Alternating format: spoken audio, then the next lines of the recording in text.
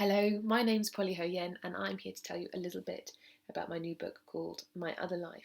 This has been gloriously illustrated by Patricia Hugh. Let me quickly show you some of the illustrations because they're so fantastic. Oh, I can't find one. Oh, here's a sort of spooky looking one. And this is her parents. Oh, okay. You're thinking, whose parents? Who is this person? Well, let me tell you about it very quickly.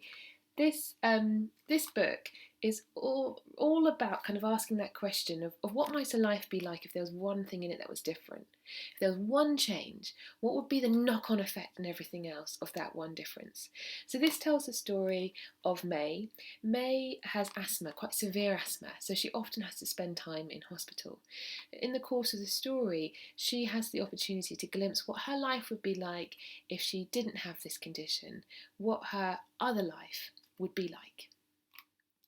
I'm going to read you a short extract of the book. This is a part of the story where May is about to travel to see what her other life looks like, what it feels like, but at the time, she doesn't know what on earth is happening.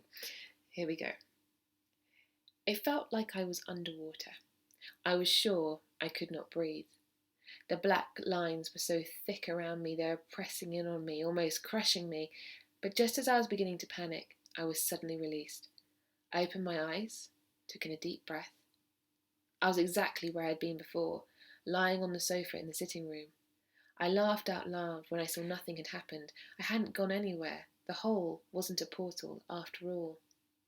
I touched the space in the air where the hole had been, but like the last time, it stitched itself up and there was no trace of it anymore. Then I noticed that two things had changed. I could no longer hear the sounds of Mum and Dad, and the cripping, coiling feeling that I'd held inside my chest had lifted. My breath came easily once again, and the pain in my lungs I'd felt was closing on me had receded so far I couldn't even think what it felt like. For a moment I stayed on the sofa and listened a little more closely, but when the house remained silent, I swung my legs from the sofa and padded upstairs. There was no one there.